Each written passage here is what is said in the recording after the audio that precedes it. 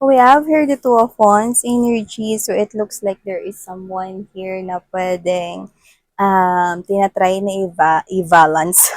Letter Victory B, no? I-try na i-balance dito ang kanyang thoughts, no? Ang kanya rin. Actually, I'm seeing a lot of red. So maybe it has something to do with your love life. So maybe whoever this person is, hindi ko nakukuha na meron siya ritong other options sa paligid niya. Pero kung meron man, no, hindi ko nakikita na binibigyan niya ito ng pansin. Okay?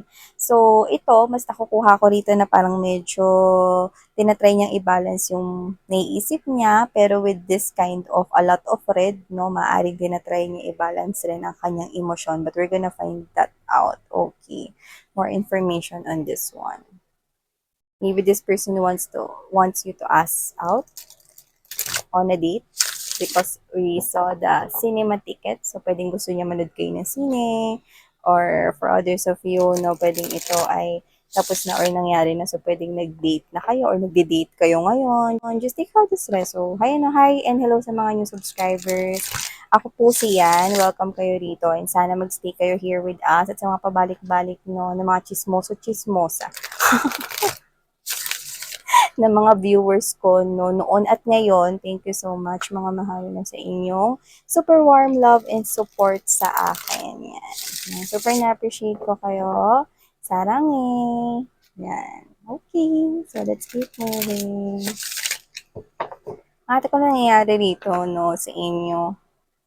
Anong pwede nating parang may nag-iimbestiga rito with this Hierophant energy. Someone here is trying to investigate. Yun nga, no, ang kanyang thoughts and I think has something to do with emotions and feelings but we're gonna find out. Yan, no. So, baka maaaring talagang meron ditong parang not being sure or not being so sure about something. So, sinusubukan niya itong i-figure out. Let's see. It's happening.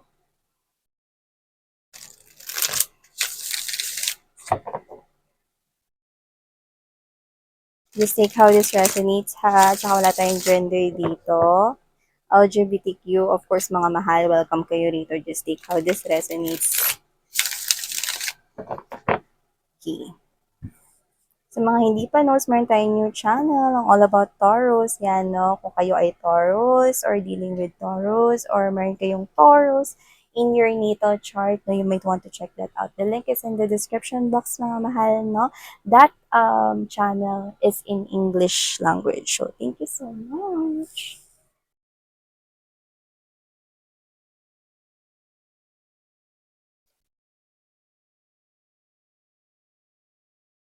Nakakita ko ng rosas, mga babes, no? So, yan. Ang rosas para sa akin ay simbolo ng pag-ibig, no? Pag-ibig na possible pa lamang or nagkakaroon dito, no, ng emosyon at feelings for you. Yan, for you guys. Kung sino man tong person na to, by the way, this is general reading, no, at saka timeless ito. Pwedeng ito ay tapos na or nangyari na, no, sa iba. Pwede namang nangyayari ngayon sa kasalukuyan or present moment. Pwede rin naman na sa iba, no, hindi pa pumapasok tong tao na to sa buhay ninyo. Pero this person, pag pumasok to sa life ninyo, okay, doon ito sa love life area, e-enter. Kaya kung sino man siya, no, kung boyfriend, girlfriend nyo na to para sa iba, or karelasyon nyo na sa iba, hindi pa dumarating, no. Sa una, naguluhan siya or maguguluhan siya, no. Pero hindi sa'yo, kundi dito sa feelings, yan, no, may pagkalito with this Nine of Swords energy, no. Hindi siya sa'yo maguguluhan, kundi sa kanyang nararamdaman, yan, no. Nakikita ko rito, ganun talaga, no, parang at first, no, hindi mo talaga maintindihan yung sarili mo kung ano ba tong nararamdaman ko na ito ba ay dapat kong seryosohin or dapat kong bigyang pansin, yan, no? Kasi may paglalim ng emosyon at feelings dito, no? So, baka naguguluhan siya at first or naguluhan siya at first, no? Pagdating sa kanyang damdamin for you guys. Ulitin ko lang na hindi ito naguluhan sa iyo, kundi sa sarili niyang feelings and emotions, no? May pagkalito, no? Pwede rin naman na hindi pa lang niya naiintindihan ang kanyang nararamdaman sa'yo nung una. So with the Nine of Wands energy, tinest niya muna rito yung kanyang sarili. Ano ba itong nararamdaman ko? Dapat bang mag-dwell ako dito sa ganitong klase ng emosyon and feelings yan? Alamin natin kung bakit siya ganyan or bakit siya magiging ganyan sa una ninyong so with the Three of Cups energy, maaring friend kasi kayo or pwedeng magsimula kayo or yung iba, no, na jowa nyo na siya. Kasi sa love life ko siya nakikita sa area ng love life ninyo, no? With this Three of Cups energy, pwedeng friends kasi kayo, no? Meron kasi rito na parang bonding, no? Na parang yun yung naging blockage, no? At first, no? Na parang, ay, hindi pwede kasi friend kami. Ay, hindi pwede kasi katrabaho ko siya. May humaharang rito na parang boundary at first, no? Kaya tinitingnan niya maigi, no, yung feelings and emotions niya, kung ano ba talaga itong nararamdaman ko, kailangan kong maintindihan ito ng mabuti para magawan ko ito ng tamang action. Yan, no?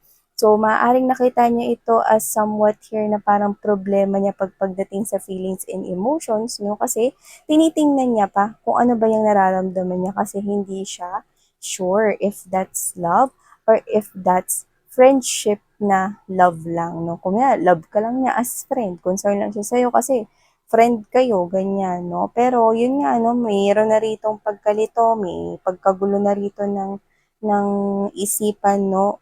Yan. So, yan yung nakikita ko rito. Lalo na siguro kung friends kayo or maaring pwede rin yung ganito, nakukuha ko rin yung ganito, na pwedeng siya yung best friend, no, ng kuya mo or ng ate mo, no, something here na parang mas matured sa'yo. I'm getting that as well.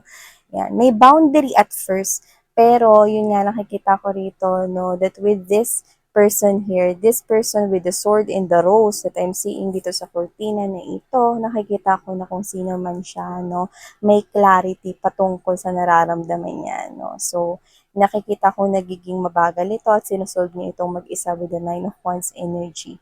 So, kuha pa tayo ng mga informasyon. Ilatag na muna natin lahat para makakita. See, with the Page of Swords energy, no, talagang minamanmanan niya, no, minamanmanan. Minamanmanan, inaaral, kasi isang estudyante ang Page of Swords. Inaaral niya rito ang kanyang feelings and emotions towards you kasi ayaw niya rito magkamali. Especially kung isa siya ritong friend, isa rito, no, na parang kilala mo na, no, sa life mo or pwede nga siya, no, na friend or best friend na nakatatanda or someone mature na kilala mo or whatever, no? Kuha tayo ng ganun. Example lang yun, no? Doesn't have to be na um, best friend siya ng kuya mo or ate mo, no? Just take how this resonates, no? Maybe meron ditong viewer na yun yung case niya very specifically. Okay? May nakukuha ko rito. At kung may relationship na kayo, nakita ko rito mga babes, no, na ganito siya nagsimula. So, pwedeng naikwento niya na to sa inyo, no, na parang at first, no, nagdalawang isip siya kasi magkaibigan nga kayo, especially kung best friend niyo siya, di ba? Yan, no. So, meron na dito na parang namuong relationship sa inyo, no, na hindi kayo agad-agad na. Kasi may iba kasi na parang una pa lang ninyong pagtatagpo, hindi na kayo dumaan dun sa friends, no. Nagkaroon na kayo agad ng parang connection or relationship. Sa iba yun. Dito hindi. Iba yung status ninyo. Hindi kayo in a relationship agad, okay? Pwedeng nakilala mo siya as kaklase ng kuya mo, mga ganyan, no? Or kaklase ng ate mo. Pwedeng nakilala mo siya, no, bilang kapitbahay. Yung may ganun, may una muna, no? Or bilang isang kaibigan, no? Yun yung status ninyo, yun yung name tag ninyo, no? Yung name tag ninyo na parang nakalagay doon sa inyong dibdib na friend niya ako, friend ko siya, kapitbahay niya ako, kapitbahay ko siya, yun ang status ninyo at first. Yun yung nakikita ko dito. Ayan. And you got here the lover. Sabi ko sa inyo, sa iba sa inyo. No? Ganyan kayo nagsimula. No? Kung sino man to hindi pumapasok sa buhay ninyo, nakikita ko ang romantic relationship sa pagitan ninyong dalawa. Yan. No? Yun ang nakikita ko rito. Magkakaroon sa inyo na relationship kasi e-enter siya sa romantic world mo. Yan, no? Sa romantic love life mo with the lovers right here. Yan, no?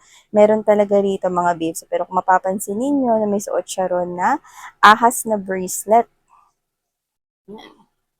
I-blurred ko yung kissing part kasi baka mamaya maano tayo ng YT ng YouTube, no? Yan, no? Baka maano yan sa restriction nila, kaya blinerd ko. Yan, nag-kiss sila dyan, mga babes, no? So, nakikita ko magkakaroon ng romantic relationship sa inyong dalawa. Pansinin ninyo yung braso na ito. Yan, no? Ayan ay isang snake na bracelet, no? So, itong tao na to ay merong fear. Yan. Kasi magkakaroon ng relationship sa inyo. Anong fear yan, Miss Yan, no? Kaya mag-alala yung ahas na yan dito sa reading ninyo. Okay? Whether ka in relationship nyo na ito, no? Or paparating pa lang siya sa buhay ninyo. Magkakaroon kayo ng relationship nitong tao na to. At yung snake na yan, no? Ang ibig sabihin lamang yan is yung takot at fear niya. Anong ibig mong sabihin dun, Miss Yan? Lovers to the Four of Pentacles energy. This person right here is someone here na natatakot, no, na maghiwalay kayo, natatakot na hindi ikaw yung para sa kanya. Ganon, yung nakukuha ko sa kanya. May fear, may takot, no? Kasi ayaw kanya ng i-let go. Ayaw kanya niya ritong mapunta sa iba. Ayaw kanya ritong ibigay sa iba, no? Kasi nakikita ko rito, no, na sobrang magiging hindi clingy, okay, kundi sobrang makikita ka nitong tao na to, no, as someone here na dapat hindi niya pakawalan ever. So, natatakot siya. Okay, na baka maghiwalay kayo, baka magbago yung isip mo pag may relationship na kayo. Yun yung fear niya rito. Yeah, no? It looks like this person here is praying. Yeah, you know that song? I'm hearing that song, no? Kaso hindi ko alam kung sino yung kumanta. Wait, yan, no? Bakit hindi nagbabago? Mayroon ka ba sa puso ko? Anong nadarama? Ikaw na nga kaya mahal ko. Yeah. So, yun nga yun, no? Rachel Ango ba yun? Pero yun na nga, kiber na tayo kung sino kumanta. No, dun tayo sa thought ng lyric na yun. So, kung sino man tong person na to, see, this person here is, see, hindi nagbabago yung feelings niya for you. Hindi ko nakikita ito na magpe-fade or nagpe-fade right here. So, this person strong feelings para sa iyo ay mas lalong nagiging stronger and strongest. So, kung sino man tong person na to, no, see, meron talaga siyang kaba, 'di ba? May halong kaba rito, yan, no, 'di ba? So, kung sino man tong person na to, no, hiling niya rito na sana ikaw na nga. Yan, no. Parang this person's wish is sana ikaw na nga, sana tayong dalawa na talaga forever. Sana tayong dalawa na talaga yung magsama in this lifetime. Kasi gusto ka niya ritong kasama. Ayaw ka niyang pakawalan. Ayaw ka na niyang i-let go. Yun nakukuha ko sa kanya rito. Tsaka alam mo, at first, ino-observe niya yung emotions and feelings niya for you guys. So, sobrang happy siya, no? Sobrang masaya siya, no? With your achievements right here with that Six of Swords energy, your smile, yan, no? It brightens his or her day. Whenever you achieve something, this person's proud of you. Yan, no? Pag may umaaway pa nga sa'yo rito, no? Parang gusto niya ring awayin. Yun yung nakukuha ko rito, no? So, this person here, yung wave of emotions and feelings niya for you is talagang sabay at talagang natuklasan niya rito sa sarili niya, no, na talagang minamahal ka niya, na talagang meron siyang feelings for you guys, may emotions siya for you. At nakita ko na pwedeng ito yung pinamalas nitong tao na to, kaya yung iba sa inyo, no, pwedeng boyfriend or girlfriend nyo na siya ngayon. So yung iba, na-enter to sa life ninyo, no, pero yan, maririnig yung lahat yung mga pinagkukukuda ko dito. So, yan, no? And also, this person with the Four of Pentacles energy, this person will not let go of you. That's what I'm sensing. Yeah, with the Nine of Cups energy, yun yung tangi niyang hiling, no? Na sana kayo na nga, na sana kami na talaga ni Collective magkatuluyan. So, yung iba ng mga single, mga babes, no? Paparating pa lang to sa inyong life. Kaya nakikita ko rito na okay lang yan, no? Na parang intayin nyo siya kasi worth it naman talaga siyang intayin kasi lumalabas siya rito bilang wish fulfillment. And we have here the Fool. Oh, look at that! We have here the Ten of Cups energy for you. collective, and there's that magician. So, itong tao na 'to gusto ko talaga niyang pakasalan, gusto ko niya talaga rito 'no, na maging partner niya in life. Ten of Cups, that's also considered as a marriage card. This person is happy with you. This person is seeing that happily ever after with you, unending happiness. And this person, kahit na maging rough pa daw yung road or maging rocky and rough yung road, this person is going in. Okay? Sa kahit na anong challenge at pagsubok ng buhay, no, basta ikaw yung makakasama niya. Oh, ang sweat. So, kung sino man to energy na to, na this person will definitely right here afraid na mag-end tong relationship na to because this person has this so much love for you. This person is manifesting you na sana kayo na talaga, na sana wala na talaga itong hiwalayan at wala itong katapusan. So, ayan, no? Isang nakakilig na reading ang meron tayo, no? At salamat naman dahil nakapahinga tayo sa ex nyong damuhong. So, ayan, no? Yan, tomorrow ulit mga babes, no? Thank you so much. Harang Love and Life. Annyeong.